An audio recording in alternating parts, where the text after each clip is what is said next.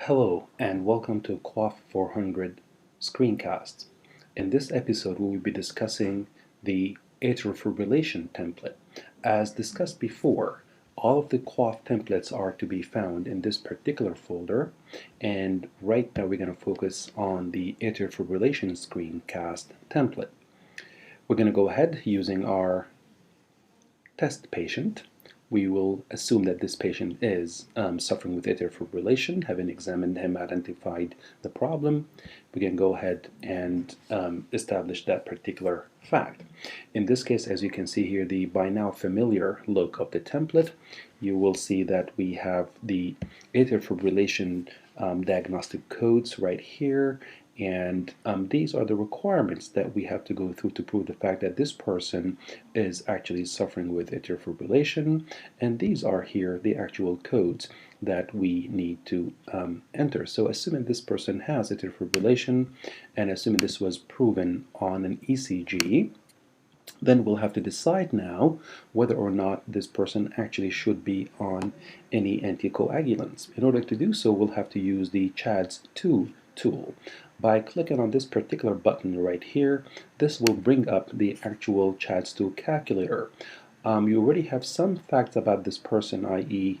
His or her age, and if this person is assumingly hypertensive, for example, or he had a recent cerebrovascular accident, then now you can see the CHAD score is already 5, which means it is greater or equal to 2, and we will need to consider warfarin management unless contraindicated or this person is allergic to it.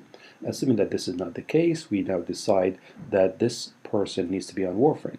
That would be ideally the case for surgeries or practices that are able to initiate obviously such management. Otherwise, this patient will need to be referred. But that does not mean we cannot go ahead and enter the data in their record.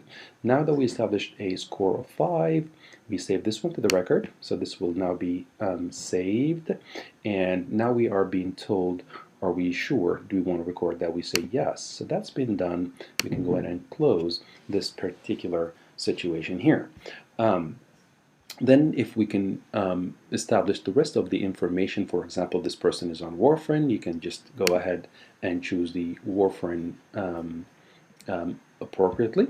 Similarly, if this person cannot be given warfarin for whatever reason, then they need to be on a different anticoagulant such as aspirin. Again, this is the situation right here. You can see you have multiple choices for aspirin, and so on and so on and so on.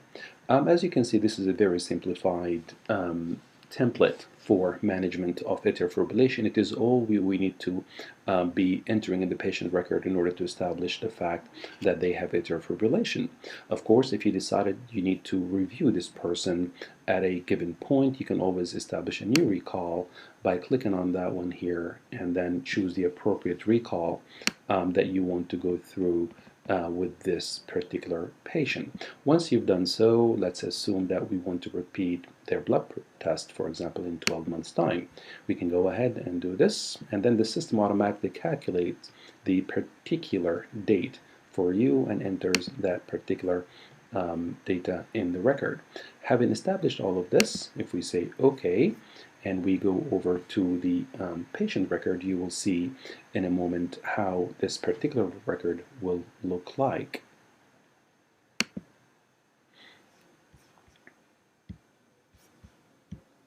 It would look something like this. As you can see, this person suffers with hypertension, we have their age, and we have the fact that they had a stroke, and that gives them a CHAD score of 5.